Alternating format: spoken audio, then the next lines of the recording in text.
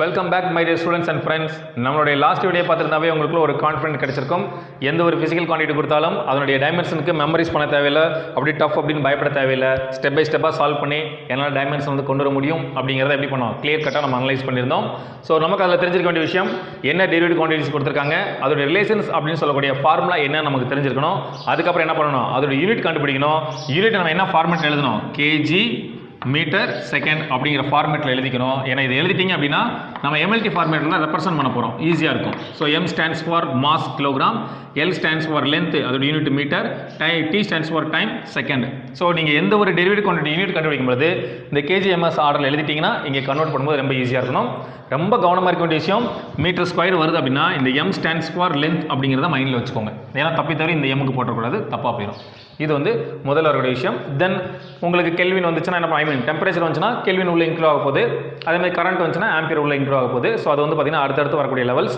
First இது நல்லா நீங்கள் டெரிவ் பண்ணிக்கோங்க. அந்த பிடிஎஃப்ல இருக்கிறது எல்லாத்தையும் தரவா என்ன பண்ணிக்கோங்க, நீங்கள் ரீகால் பண்ணிட்டே இருந்தீங்க அப்படின்னா ரொம்ப யூஸ்ஃபுல்லாக இருக்கும் நீங்கள் எங்கே போனாலும். ஸோ இன்னைக்கு வீடியோக்கு வாங்க. நம்ம இன்னைக்கு என்ன பார்க்க போகிறோம் பார்த்தீங்கன்னா டைமென்ஷனல் அனாலிசிஸோடைய அப்ளிகேஷன்ஸ் மெயினாக பார்க்க போகிறோம். ஸோ அதில் அப்ளிகேஷன்ஸ் வந்து பார்த்தீங்கன்னா 3 இருக்குது. அதில் 2 அப்ளிகேஷன்ஸ் நம்ம இந்த வீடியோவில் பார்ப்போம். தேர்ட் வந்து பார்த்தீங்கன்னா இந்த யூனிட்டோட லாஸ்ட் வீடியோ நெக்ஸ்ட் வீடியோவில் நம்ம பார்க்க போகிறோம். ஓகேங்களா? So on the basis of dimension நம்மளுடைய பிசிக்கல் குவான்டிட்டிஸ் வந்து நம்ம 4 பிரிக்கலாம். ஏற்கனவே அது 2 இருந்தது, physical fundamental physical quantities, derivative physical quantities. அது இல்லாமல் டைமென்ஷன் வச்சு நம்ம 4 பிரிக்கிறோம். Dimensional constants, dimensional variables, dimensionless constants, dimensionless variables. So பார்த்தா தெரியும் இது 2க்கு டைமென்ஷன் இருக்குது, இது 2க்கு டைமென்ஷன் இல்லை. இதுதான் ஃபர்ஸ்ட் டிஃபரன்ஸ். டைமென்ஷனல் கான்ஸ்டன்ட்ஸ் அப்படின்னு பார்த்தீங்க அப்படின்னா மேக்னிட்யூட் வந்து கான்ஸ்டன்ட்டாக இருக்கும். கண்டிப்பாக டைமென்ஷன் இருக்குன்னு தெரியும். ஸோ இப்போ பிளாங்க் கான்ஸ்டன்ட் எடுத்துக்கோங்க, இல்லை கிராவிடேஷனல் கான்ஸ்டன்ட் எடுத்துக்கோங்க. இது 2க்குமே டைமென்ஷன்ஸ் இருக்குது. பட் அந்த மேக்னிட்யூட் பார்த்தீங்களா, அது வந்து கான்ஸ்டன்ட், வேரி ஆகாது. இப்போ டைமென்ஷனல் வேரியபிள்ஸ்னா டைமென்ஷன் இருக்குது ஃபர்ஸ்ட் பாயிண்ட். செகண்ட் வந்து பார்த்தீங்கன்னா அதனுடைய மேக்னிட்யூட் வந்து வேரி ஆகிட்டு இருக்கும். ஃபார் எக்ஸாம்பிள் ஸ்பீடு சொல்லலாம், ஆக்சலரேஷன் சொல்லலாம், ஃபோர்ஸ் சொல்லலாம். நம்ம பார்க்கக்கூடிய நிறைய டெரிவேட்டிவ் குவான்டிட்டிஸ் எல்லாமே இதில் தான் வரும். இப்போ நீங்கள் ஒரு ஸ்கூட்டியோ இல்லை பைக்கோ ஸ்டார்ட் பண்ணுறீங்கன்னு வச்சுக்கோங்களேன். எடுத்தோன்னு என்ன ஸ்பீடில் போவீங்க, 20 km/h ஆரம்பிக்கும். அப்புறம் வந்து பார்த்தீங்கன்னா அப்படியே கொஞ்சம் ஒரு மெயின் ரோடு பிடிக்கிறீங்க அப்படின்னா ஒரு 40 km/h. ஒரு ஸ்ட்ரெயிட் ஹைவே பிடிக்கிறீங்க அப்படின்னா 60 km/h. இப்போ 20, 40, 60 உங்களுக்கு என்ன பண்ணிட்டு இருக்கு, உங்களுடைய அந்த மேக்னிட்யூட் வந்து வேரி ஆகிட்டு இருக்கு. பட் ஸ்பீடோடைய டைமென்ஷன் என்ன, யூனிட் வந்து மீட்டர் பர் செகண்ட். அப்போ டைமென்ஷன் வந்து LT⁻⁻1 அது அப்படியே தான் இருக்கும். ஓகேங்களா? ஸோ அப்போ மேக்னிட்யூட் வேரி ஆச்சுன்னா டைமென்ஷனல் வேரியபிள்ஸ். இந்த கேஸ் டைமென்ஷனே கிடையாது இதுக்கு. ஸோ கான்ஸ்டன்ட் வந்து பார்த்தீங்கன்னா மேக்னிட்யூட் வேரி ஆக போகிறதில்ல. 1, 2, 3 இந்த மாதிரி நம்பர்ஸு, தென் பை வேல்யூ 3.14 இதெல்லாமே நமக்கு என்னது, உங்களுக்கு வந்து டைமென்ஷன்லெஸ் கான்ஸ்டன்ட்ஸ், டைமென்ஷன்லெஸ் வேரியபிள்ஸ். அதாவது மேக்னிட்யூட் வேரி ஆகும், ஆனால் என்ன இருக்காது, டைமென்ஷன் இருக்காது. ஸோ ஃபார் எக்ஸாம்பிள் வந்து பார்த்தீங்கன்னா பிளேன் ஆங்கிள் தீட்டா பார்த்துருக்கோம், தென் ஒமேகா சாலிட் ஆங்கிள் பார்த்துருக்கோம். இதுக்கெலாம் வந்து எஸ்ஐ யூனிட் இருக்கும், பட் என்ன கிடையாது, டைமென்ஷன் கிடையாது. தென் சேம் பேராமீட்டருக்கு நீங்கள் ரேஷியோ எடுத்தீங்கன்னு வச்சுக்கோங்க, அதுக்கு நமக்கு என்ன கிடையாது, டைமென்ஷன் இருக்காது. ஃபார் எக்ஸாம்பிள் ரெஃப்ராக்டிவ் இண்டெக்ஸ் அப்படின்னு நீங்கள் ஃபியூச்சரில் படிப்பீங்க, அதுக்கும் நமக்கு என்ன இருக்காது, உங்களுக்கு வந்து டைமென்ஷன் இருக்காது, பட் வேல்யூ வந்து வேரி ஆகிட்டே இருக்கும். ஓகேங்களா? ஸோ இதுதான் முக்கியமான பாயிண்ட். அடுத்து பார்த்தீங்கன்னா பிரின்சிபல் ஆஃப் ஹோமோஜெனிட்டி அப்ளிகேஷன்ஸ் பற்றி பேசுகிறப்போ ரொம்ப முக்கியமான ஒரு பாயிண்ட் இது. அப்படின்னா என்னன்னு பார்த்தீங்கன்னா கிவன் ஃபிசிக்கல் எக்ஸ்பிரஷன்ஸில் இருக்கக்கூடிய எல்லா டேர்ம்ஸோட டைமென்ஷன் எப்படி இருக்கணும், சுட் பி சேம். இப்போ ஃபார் எக்ஸாம்பிள் வந்து பார்த்தீங்கன்னா ஃபோர்ஸ் ஈக்குவல் டு MA அப்படின்னு உங்களுக்கு தெரியும். ஸோ இன்னொரு ஃபோர்ஸ் கிராவிடேஷனல் ஃபோர்ஸ் வந்து பார்த்தீங்கன்னா G×M1M2/R². இப்போது இந்த டைமென்ஷனும் இந்த குவான்டிட்டிஸ்லாம் சேர்ந்து கிடைக்கக்கூடிய டைமென்ஷன் எப்படி இருக்கணும், கண்டிப்பாக சேமாக இருந்தால் மட்டும்தான் பிரின்சிபல் ஆஃப் ஹோமோஜெனிட்டி வந்து அங்கே ஒர்க் அவுட் ஆகுது அப்படின்னு அர்த்தம். So one of the application வந்து பார்த்தீங்கன்னா கரெக்ட்னஸ் ஆஃப் தி ஈக்குவேஷன் நம்ம பார்ப்போம். ஸோ அங்கே வந்து இந்த பிரின்சிபல் ஆஃப் ஹோமோஜெனிட்டி ரொம்ப முக்கியம். ஸோ இதுலேயும் சில டிமெரிட்ஸ், அது லிமிடேஷன்ஸ் இருக்குது. அதை தெரிஞ்சுக்கிட்டோம் அப்படின்னா அப்ளிகேஷன்ஸ் டீல் பண்ணும்போது ரொம்ப யூஸ்ஃபுல்லாக இருக்கும். அதை பார்த்துருவோம் வாங்க. டைமென்ஷனல் அனாலிசிஸோட அப்ளிகேஷன் பார்த்தீங்கன்னா இது 3 தாங்க. முதல் விஷயம், கிவன் ஈக்குவேஷன் வந்து கரெக்டாக தப்பான்னு கண்டுபிடிக்க முடியும். ஃபார் எக்ஸாம்பிள் F = MA அப்படின்னு கொடுத்துருக்காங்கன்னு வச்சுக்கோங்களேன். ஸோ இதனோட டைமென்ஷன் இதோட டைமென்ஷன் ரெண்டையும் கண்டுபிடிச்சு ரெண்டையும் ஈக்குவேட் பண்ணும்போது சரியாக இருந்ததுன்னா இது வாட்ஸ் டைமென்ஷனலி கரெக்ட். ஸோ நம்ம என்ன யூஸ் பண்ணுறோம், பிரின்சிபல் ஆஃப் ஹோமோஜெனிட்டி இங்கே யூஸ் பண்ணுறோம். சார் 2 ஈக்குவலாக வரல, அது தப்பு, அவ்வளோதான் விஷயம். அடுத்து வந்து பார்த்தீங்கன்னா கிவன் ஃபிசிக்கல் குவான்டிட்டியை ஒன் சிஸ்டம் ஆஃப் யூனிட்லேருந்து என்ன பண்ணலாம், இன்னொரு சிஸ்டம் ஆஃப் யூனிட்டுக்கு மாற்றலாம். அதாவது CGS-லேருந்து என்ன பண்ணலாம், என்னால் MKS-க்கு மாற்ற முடியும், இல்லைனா MKS-லேருந்து என்ன பண்ணலாம், CGS-க்கு இந்த மாதிரி கன்வெர்ட் பண்ணிக்க முடியும். தேர்ட் வந்து பார்த்தீங்கன்னா we can establish relation among different physical quantities. அதாவது ஃபார்முலா கண்டுபிடிக்க முடியுங்க. இப்போ F is equal to என்ன பண்ணலாம், F is proportional to MA அப்படின்னு கண்டுபிடிக்க முடியலாம்.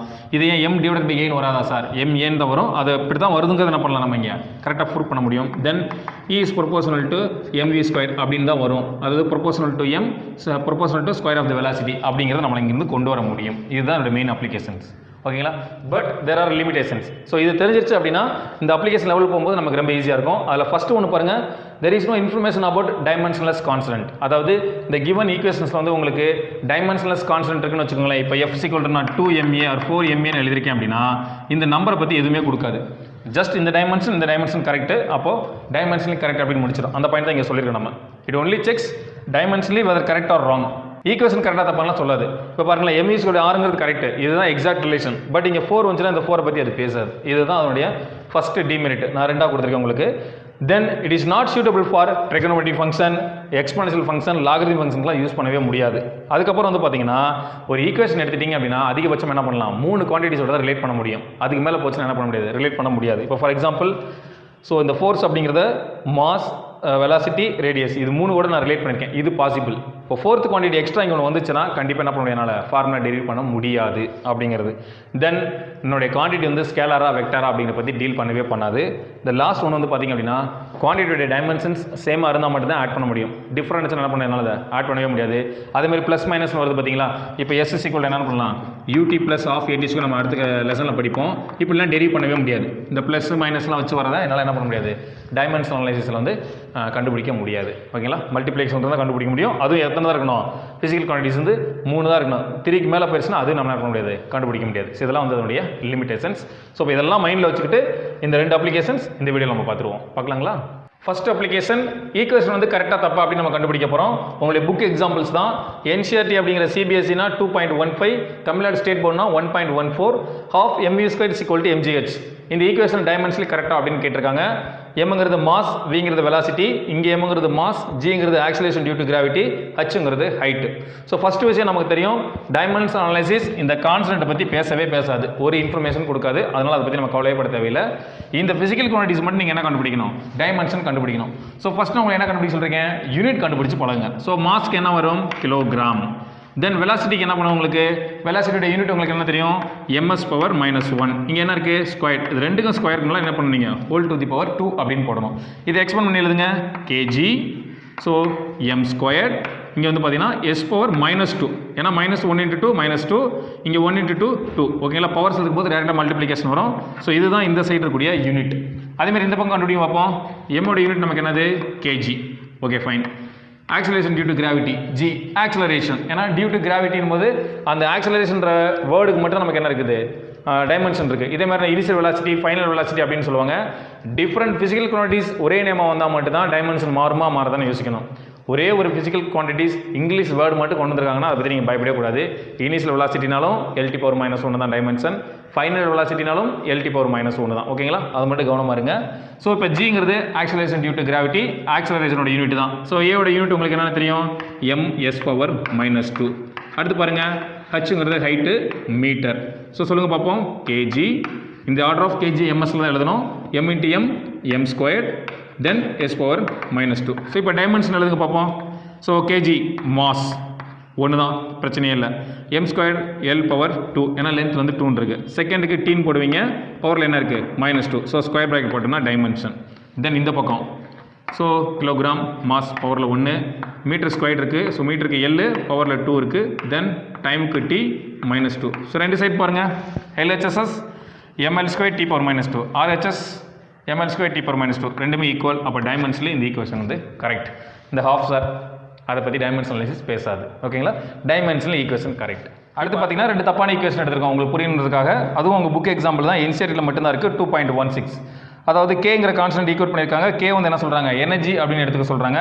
ஸோ இப்போ நம்ம கண்டுபிடிச்சிக்கிறது எனர்ஜி தான், ½ mu² mgh. இது வந்து கைனடிக் எனர்ஜின்னு சொல்லுவோம், இது வந்து பொட்டன்ஷியல் எனர்ஜி சொல்லுவோம். ஃபியூச்சரில் படிப்பீங்க. இப்போ இதோட டைமென்ஷன் நமக்கு என்ன கிடச்சிருக்கு, ml² T⁻−2. ஸோ அப்போ நமக்கு எனர்ஜியோட டைமென்ஷன் கிடச்சிருச்சு. அதை எதோட ஈக்குவேட் பண்ணியிருக்காங்க, m × a ஈக்குவேட் பண்ணியிருக்காங்க. அப்போ ஃபர்ஸ்ட் நம்ம என்ன பண்ணணும், இதோட டைமென்ஷன் கண்டுபிடிக்கணும். எப்படி கண்டுபிடிக்கலாம், மாஸ்க்கு கிலோகிராம், ஃபைன். ஆக்சிலரேஷனுக்கு ms⁻−2, குட். இவரோட டைமென்ஷன் எப்படி எழுதிக்கலாம் சொல்லுங்கள் பார்ப்போம்.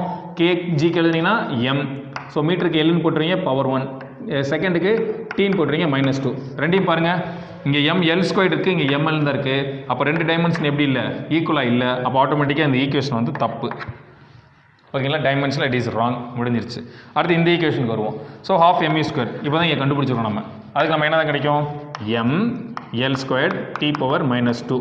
Okay fine.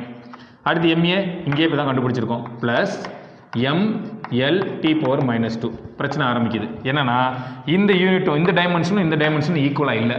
ரெண்டு டைமென்ஷன் ஈக்குவலாக இல்லைன்னா அதை ஆட் பண்ண முடியாது, சப்ட்ராக்ட் பண்ண முடியாது. ரெண்டுமே ஈக்குவலாக இருந்தால் மட்டும்தான் either add or subtraction is possible. அப்பயே நமக்கு என்ன வரும், முன்னாடி ஒரு கான்ஸ்டன்ட் வரும், கான்ஸ்டன்ட் பற்றி அது பேசாது, டைமென்ஷன் கரெக்ட்னு பெறலாம். இப்படி அன்ஈக்குவலாக இருக்குது, இது வேறு டைமென்ஷன் இது வேறு டைமென்ஷனா, டிஃப்ரெண்ட் டைமென்ஷன்ஸ் வந்து நம்மளால் ஆட் பண்ண முடியாது, சப்ட்ராக்ட் பண்ண முடியாது. ஸோ இந்த ஈக்குவேஷனே வேலிட் இல்லை, இது ஒரு தப்பான ரிலேஷன். ஸோ ஆட்டோமேட்டிக்காக அது விடுறாங்க. இப்போ சப்போஸ் வந்து பார்த்தீங்கன்னா V = U + 18 எடுக்கிறோம். இப்போ Vங்கிறது என்னென்னா ஃபைனல் வெலாசிட்டி, Uங்கிறது இனிஷியல் வெலாசிட்டி, ஏங்கிறது ஆக்சலரேஷன், Tங்கிறது டைம். இப்போ இதோட யூனிட் சொல்லுங்கள். வெலாசிட்டின் போது ms⁻⁻1. அப்போ இது இனிஷியல் வெலாசிட்டினாலும் வெலாசிட்டி தான் ms⁻⁻1. அகைன் ப்ளஸ் ஆக்சலரேஷனுக்கு என்ன எழுதுவீங்க ms⁻⁻2. டைமுக்கு வந்து செகண்ட். இப்போ ரொம்ப கவனமாக பார்க்கணும். ஸோ இது ms⁻⁻1, இது ப்ளஸ் s⁻⁻2 s⁻+1. பேஸ் ஈக்குவலாக இருக்கப்போ மல்டிப்ளிகேஷனில் பவர்ஸ் என்ன பண்ணிக்கலாம், ஆட் பண்ணிக்கலாம். -2m + 1 நீங்கள் ஆட் பண்ணிங்கன்னா ms⁻⁻1 அப்படின்னு வந்துடும். பாருங்கள் ms⁻⁻1 ms⁻⁻1 ரெண்டுமே சேம் யூனிட் தான். அப்போ என்ன பண்ணலாம், ஆட் பண்ணிடுவீங்க 2ms⁻⁻1. ஸோ இதோட டைமென்ஷன் எழுதிங்கன்னா LT⁻⁻1. இந்த பக்கம் என்ன வரும் 2 டைம்ஸ் LT⁻⁻1. ஸோ இந்த 200 பற்றி டைமென்ஷன் அனாலிசிஸில் பேச போகிறதில்ல.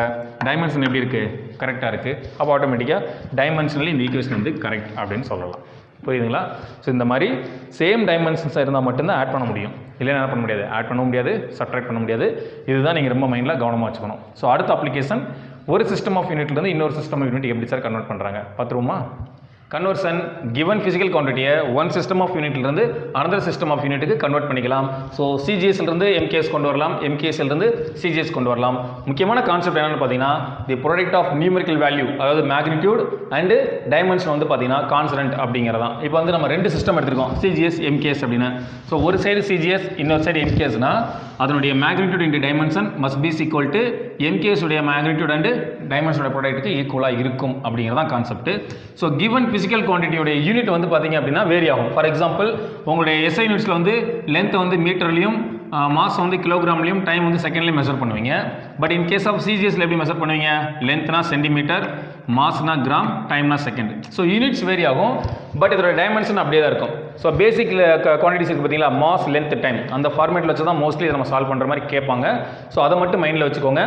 டைமென்ஷன் ஒரே மாதிரி தான் வரப்போகுது, பட் யூனிட் சேஞ்ச் ஆகிறதுனால நம்ம என்ன பண்ணுறோம். ஸோ CGSக்கு வந்து நான் சாரிங்க M1 L1 T1 வச்சிருக்கேன், அப்போ அங்கே MKSக்கு என்ன வச்சிருக்கேன் M2 L2 T2 வச்சிருக்கேன். அது நீங்கள் நம்மளோட இஷ்டம் தான், இதை MKS இதை CGS கூட வச்சுக்கலாம். That is not fault, concept மட்டும் புரிஞ்சுக்கோங்க. ஓகேங்களா?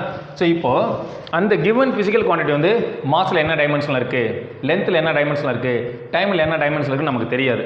அதனால் என்ன பண்ணுறோம்னா பவர்லேருந்து ABCன்னு வச்சுருக்கிறோம். இதே கான்செப்ட் அடுத்து நம்ம ரிலேஷன்ஷிப் கொண்டு வரும் பார்த்தீங்களா, ஃபிசிக்கல் குவான்டிட்டிஸ்குள்ளே அங்கேயும் தேவைப்படும். ஸோ நல்லா புரிஞ்சுக்கோங்க. இது ஃபார்மேட், ஒரு சைடு CGS இன்னொரு சைடு MKS. டைமென்ஷன் ஒன்றா இருந்தாலும் யூனிட் வந்து வேரி ஆகிறதுனால என்ன பண்ணுறோம், M1 L1 T1, அங்கிட்டு வந்து M2 L2 T2. தென் என்ன ஃபிசிக்கல் குவான்டிட்டிஸ் கொடுத்துருக்காங்கன்னு தெரியல. ஸோ அதோட பவர்ஸ் நமக்கு என்னன்னு தெரியாது, அதனால் என்ன பண்ணுறோம் ABCன்னு வச்சுக்க போகிறோம். ஃபார் எக்ஸாம்பிள் இப்போ பாருங்கள், உங்கள் புக்கில் கொடுத்துருக்க example Tamil Nadu state board 1.13. So MKSல Gயோட value கொடுத்துட்டு CGSல கேட்குறாங்க. இப்போ MKSல யூனிட் என்ன கொடுத்துருக்காங்க, Nm² kg⁻−2. இப்போ இதோடைய யூனிட் நீங்கள் வச்சு ஃபுல்லாக கண்டுபிடிச்சி, அதாவது இங்கே நியூட்டன் கொடுத்துருக்காங்களே அதெல்லாம் சால்வ் பண்ணி இதனுடைய டைமென்ஷன் ஃபார்முலா கண்டுபிடிச்சிட்டிங்கன்னா நமக்கு இந்த ABC வேல்யூ கிடைக்கும். ஸோ அந்த ஸ்டெப்ஸில் இப்போ நான் உங்களுக்கு சொல்லுவேன். ஸோ ஃபஸ்ட்டு இதை புரிஞ்சுக்கோங்க. தென் N is inversely proportional to unit. That means என்னென்னு பார்த்தீங்கன்னா நியூமெரிக்கல் வேல்யூ வந்து ஹையாக இருந்ததுன்னா யூனிட் வந்து ஸ்மாலாக இருக்கும், ஆர் யூனிட் வந்து ஹையாக இருந்ததுன்னா நியூமெரிக்கல் வேல்யூ வந்து ஸ்மாலராக இருக்கும். என்ன சார் சொல்ல வரீங்க, இப்போ 100 சென்டிமீட்டர்னு எடுத்துக்கோங்க. ஸோ 100 சென்டிமீட்டர்ஸ்க்கு நமக்கு என்ன தெரியும், 1 மீட்டர். இப்போ இந்த நியூமெரிக்கல் வேல்யூ மட்டும் கம்பேர் பண்ணுங்கள். ஸோ 100 வந்து கிரேட்டர் தென் 1. ஓகேங்களா? அப்போ நியூமெரிக்கல் வேல்யூ வந்து ஹையாக இருக்குது. பட் இந்த சென்டிமீட்டர் பாருங்கள், மீட்டரோட சின்னது. அப்போது நியூமெரிக்கல் வேல்யூ அதிகமாக இருக்கப்போ உங்களுடைய யூனிட் வந்து சின்னதாக இருக்குது. உங்களுடைய நியூமெரிக்கல் வேல்யூ சின்னதாக இருக்கிறப்போ உங்களுடைய யூனிட் வந்து அதிகமாக இருக்குது. அதான் இங்கே சொல்ல வரோம். N is inversely proportional to U. So அதை புரிஞ்சுக்கிட்டா உங்களுக்கு போதும். ஸோ இப்போ இந்த ஐடியாவை மைண்டில் வச்சுக்கிட்டு இப்போ இந்த கன்வர்ஷன் ப்ராசஸ் நம்ம எப்படி ஒர்க் அவுட் பண்ணுங்கிறதுக்கு ஒரு 5 ஸ்டெப் கொடுத்துருக்கேன். ஸோ ஃபஸ்ட்டு நான் என்ன சொல்கிறேன், find dimensional formula for physical quantity. So dimensional formula for physical quantity எப்படி கண்டுபிடிக்கணும்.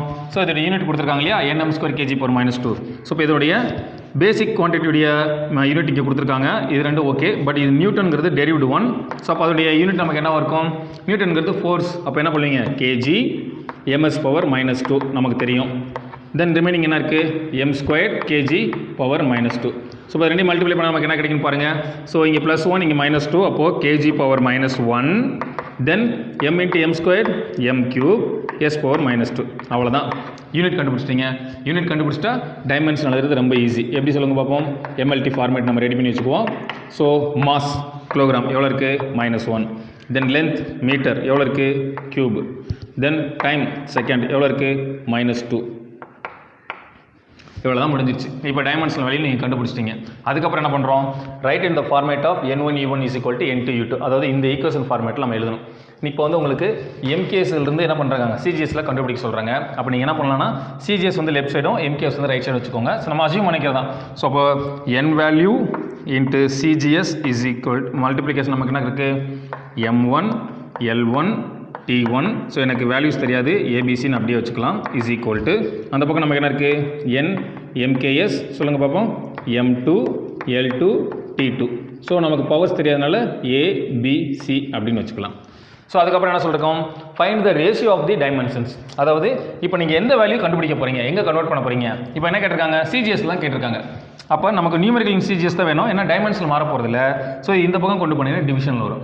ஒருவேளை MKS கேட்டிருந்தாங்கன்னா இது இந்த பக்கம் வரும். இதை மட்டும் நீங்கள் கன்ஃபியூஸ் ஆகாமல் புரிஞ்சு வச்சுக்கோங்க. இப்போ எனக்கு CGS வேல்யூ தான் வேணும். அப்போ என்ன நடக்குன்னு பாருங்கள், m2 l2 t2 இது ABC divided by m1 l1 t1 ABC. இதை எப்படி எழுதிக்கலான்னு பாருங்கள். சிம்பிளாக எல்லாமே ஒரே டைம் தானே. m2 டிவைடட் பை m1 பவரில் A then l2 divided by l1 பவரில் B then t2 divided by t1 பவரில் C. ரேஷியோ கண்டுபிடிச்சிருக்கோம். ஸோ ஆக்சுவலாக பார்த்தீங்கன்னா NMKS வரணும். ஸோ நம்ம ப்ரொபோசல் போட்டுக்கோம், அந்த வேலையை அப்புறம் சப்ஸ்டிட் பண்ணிக்கலாம். அதோட வேலையை என்ன கொடுத்துருக்காங்க 6.6 × 10⁻11.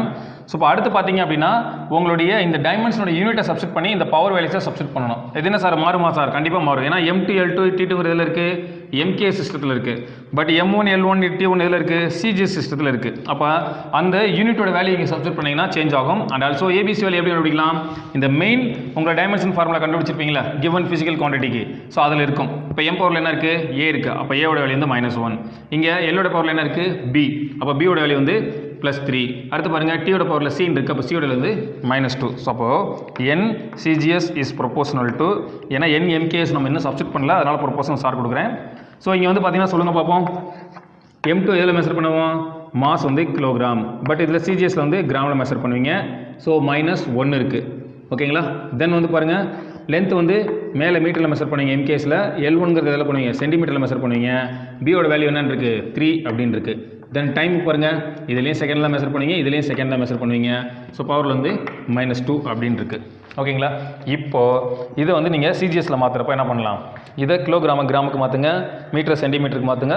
இது செகண்ட்ஸ் பிரச்சனை இல்லை, ஈக்குவலாக தான் இருக்குது. அதை மாற்றிட்டீங்க அப்படின்னா கொஞ்சம் பவர் வேல்யூஸ் மாறும். ஏன்னா 1 கிலோகிராம் மாற்றுறப்ப என்ன பண்ணுவீங்க 10⁻³ கிராம் மாற்றுவீங்க, இங்கே 10⁻² சென்டிமீட்டர் அப்படின்னு மாற்றுவீங்க. ஓகேங்களா. ஸோ பண்ணோன்னா அந்த பவர் வேல்யூஸ் மாறுது இல்லையா, அதை வச்சு தான் வேல்யூ கண்டுபிடிக்க போகிறோம். ஸோ அதுதான் அடுத்த step, solve and find the correct numerical value. ஓகேங்களா. அதை பண்ணிட்டோம் அப்படின்னா நமக்கு ஆன்சர் கிடச்சிடும். Got it. ஃபஸ்ட் என்ன பண்ணணும், dimension formula for the given physical quantities. என்ன ஃபிசிக்கல் குவான்டிட்டி கொடுத்துருக்காங்களோ அதோட டைமென்ஷன் ஃபார்முலா கண்டுபிடிக்கணும். யூனிட்டை சால்வ் பண்ணி KGMS ஃபார்மேட்டில் எழுதிட்டீங்க அப்படின்னா டைமென்ஷன் எழுதிடலாம். அதை ஏன் கண்டுபிடிக்கணும் அப்படின்னா பின்னாடி வரக்கூடிய ABC வேல்யூங்கிறது இந்த MLTயில் வரக்கூடிய பவர்ஸ் தான் ஃபஸ்ட்டு விஷயம். ரெண்டாவது பார்த்தீங்க அப்படின்னா நீங்கள் இந்த ஈக்குவேஷன் எழுதிருங்க. அதாவது ஈக்குவேட்டிங் ஈக்குவேஷன், ஒரு சைடு CGS இன்னொரு சைடு MKS. ஸோ ரெண்டையும் சால்வ் பண்ணி என்ன பண்ண முடியும், நம்மளால் என்ன கேட்டிருக்காங்களோ அதை கண்டுபிடிக்க முடியும். ஸோ மோஸ்ட்லி எதை கேட்டிருக்காங்களோ அதில் லெஃப்ட் சைடு வச்சுக்கோங்க. ஏன்னா அப்போ தான் என்ன பண்ணலாம், டிவிஷன் கொண்டு போகிறதுக்கு ஈஸியாக இருக்கும். இப்போ நம்ம இதில் பாருங்கள் MKS கொடுத்துட்டு CGS கேட்டிருக்காங்க, அதனால் லெஃப்ட் சைடு எடுத்துக்கிட்டேன். இந்த ஈக்குவேஷன் என்ன பண்ணிட்டோம், இப்படி கீழே கொண்டு போயிட்டோம் அப்படின்னா ரேஷியோ அழகாக இப்படி எழுதிக்கலாம். ஸோ அதுக்கப்புறம் நம்ம என்ன பண்ண போகிறோம், இந்த டைமென்ஷனுடைய வேல்யூ சப்ஸ்டிட் பண்ணி சால்வ் பண்ணணும். ஓகேங்களா. இப்போ சால்வ் பண்ண ஆன்சர் இப்போ அதை பண்ணலாம், பார்க்குறீங்களா. ஸோ சொல்லுங்கள் பார்ப்போம், numerical value in CGS is equal to MKSல ஒரு வேல்யூ என்ன இருக்குது நமக்கு 6.6 × 10⁻11. ஓகே. இப்போ அதை சப்ஸ்டிட் பண்ணுங்கள். ஸோ கிலோகிராம் எப்படி மாற்றிக்கலாம், நம்ம 10⁻³ கிராம் அப்படின்னு மாற்றிக்கலாம், டிவைடட் பை கிராம். ஸோ பவரில் என்ன இருக்குது -1. தென் பாருங்கள் மீட்டர் எப்படி மாற்றிக்கலாம், சென்டிமீட்டரில் மாற்றுறதுக்கு 10⁻² centimetre divided by centimetre. So பவரில் என்ன இருக்குது நமக்கு 3. தென் செகண்ட் ரெண்டுமே செகண்ட் பை செகண்ட் தான், பிரச்சனையே இல்லை. பவரில் வந்து -2. இப்போ புக்கில் வந்து பார்த்தீங்க அப்படின்னா இது கிலோகிராம் இது மீட்டர் அப்படின்னு வச்சுட்டு கீழே வந்து என்ன பண்ணியிருப்பாங்க கிலோகிராம் 10⁻³ கிலோகிராம் 10⁻² மீட்டர் அப்படின்னு மாற்றிருப்பாங்க. நீங்கள் கன்ஃபியூஸ்லாம் ஆக வேணாம். நமக்கு இதில் தான் என்ன பண்ண போகிறோம்னா நியூமெரிக்கல் வேல்யூ மட்டும் தான் கண்டுபிடிக்க போகிறோம். அந்த யூனிட்ஸ் வந்து கேன்சல் பண்ணணும். இப்போ பாருங்களேன், கிராம் கேன்சல் ஆயிரும், தென் சென்டிமீட்டர் கேன்சல் ஆயிரும், செகண்ட் கேன்சல் ஆயிரும். வெறும் நியூமெரிக்கல் நம்பர் மட்டும் தான் இருக்குது. புக்கில் கொடுத்துருக்க மாதிரி பண்ணாலும் நமக்கு அது மட்டும் தான் வரப்போகுது. நீங்கள் ஈஸியாக சிஜிஎக்ஸ் தானே மாற்றுறீங்க, சிஜிஎஸ் தான் மாற்றிட்டு இருக்கோம். அப்போ என்ன பண்ணுங்கள், எல்லாத்தையுமே சிஜிஎஸ் வேல்யூக்கு மாற்றுங்க. இதே எம்கேஸில் கேட்டிருந்தாங்கன்னா எல்லாத்தையும் என்ன பண்ணுங்கள் எம்கேஎஸ் வேல்யூக்கு மாற்றுங்க. ஸோ இப்போ சொல்லுங்கள் பார்ப்போம். 6.6 × 10⁻11. So 10⁻³ whole power -1. இங்கே என்ன இருக்குது 10⁻2 ஹோல் பவர் 3. ஸோ இங்கே 1⁻−2. அவ்வளோதான், வேல்யூ கிட்டத்தட்ட நமக்கு வந்துருச்சு. ஸோ 10⁻11. ஸோ இது வந்து பார்த்தீங்கன்னா +3 -1 இன்ட்டு என்ன கிடைக்கும் நமக்கு 10⁻3. 3 × -1 -3. ஸோ 3 × 2 6 10⁻6. ஸோ 1⁻−2. ஸோ ஆட்டோமேட்டிக்காக நமக்கு என்ன வரப்போகுது 1 தான். அதில் எந்த பிரச்சனையும் இல்லை. எனிதிங் பவர் 0னா அதோட வேல்யூ 1. ஸோ இங்கே என்ன பண்ண போகிறீங்க 1/1², தட் இஸ் ஆன்சர் 1 தான் வரப்போகுது. ஸோ இப்போ எழுதுனீங்க அப்படின்னா 6.6 இன்ட்டு 10⁻, ஸோ -11, இங்கே ஒரு -3, ஸோ கிட்டத்தட்ட வந்துடும் -14 இன்ட்டு 10⁻6. ஓகேங்களா? இப்போ யூனிட் எழுதி ஆகணும். இப்போ நம்ம என்ன மாற்றிட்டு இருக்கோம், சிஜிஎஸ்க்கு மாற்றிட்டு இருக்கோம். சிஜிஎஸ்க்கு நியூட்டன் பலா டைன் அப்படிங்கிறது யூஸ் பண்ணுவாங்க. ஸோ இங்கே நம்ம என்ன இருக்குது மீட்டர் ஸ்கொயர்னா இங்கே சென்டிமீட்டர் ஸ்கொயர், இங்கே kg/-2னா இங்கே g/-2. Got it? அவ்வளோதான் விஷயம். என்ன இது வந்து ஸ்பெஷல் யூனிட்ஸ் வரும் நமக்கு ஃபோர்ஸ்க்கு வர மாதிரி. அங்கே என்ன பண்ணுவோம் சிஜிஎஸ்ல வந்து டைன்னு சொல்லுவாங்க. அதேமாதிரி இங்கே எனர்ஜிக்கு ஜூல்ஸ்னு சொன்னோம்னா அங்கே வந்து என்ன சொல்லுவாங்க எர்குன்னு சொல்லுவாங்க. இதுவே தெர்மோடைனமிக்ஸ் வரும்போது என்ன சொல்லுவாங்க அப்படின்னா கலோரி அப்படின்னு சொல்லுவாங்க. ஸோ அது எல்லாமே ஸ்பெஷல் யூனிட்ஸ். எல்லாமே அந்த பிடிஎஃப் ஃபைலில் கொடுத்துருக்கேன், கண்டிப்பாக பாருங்கள், உங்களுக்கு புரியும். ஸோ இப்போ இதை நீங்கள் சால்வ் பண்ண என்ன கிடைக்கும் நமக்கு 6.6 இன்ட்டு 10⁻, ஸோ 14 6 எவ்வளோ இருக்குது 10⁻8 time centimetre square g/-2. That's all. So இவ்வளோ தாங்க விஷயம். திரும்ப ஒரு தடவை ரிவைண்ட் பண்ணி பாருங்கள். ரொம்ப ஒரு முக்கியமான டாபிக். அடிக்கடி 5 மார்க் கொஸ்டினில் கேட்குறாங்க. காம்படிட்டிவ் எக்ஸாமில் கண்டிப்பாக இந்த செக்ஷனில் ஒரு கொஸ்டின் வரும். கான்செப்ட் புரிஞ்சுக்கிட்டீங்க அப்படின்னா சால்வ் பண்ணுறது ரொம்ப ஈஸி. 5 ஸ்டெப் தான் சார் சொல்லியிருக்கிறேன். என்ன குவான்டிட்டி கொடுத்துருக்காங்களோ அதோடைய எஸ்ஐ யூனிட்லேருந்து டைமென்ஷனை கண்டுபிடிச்சிருங்க. ஏன் டைமென்ஷன் கண்டுபிடிக்கணும், எனக்கு ஏபிசி வேல்யூ வேணும். அதனால் என்ன பண்ணணும், ஃபஸ்ட்டு எடுத்தோடனே டைமென்ஷன் கண்டுபிடிச்சி வச்சுருங்க.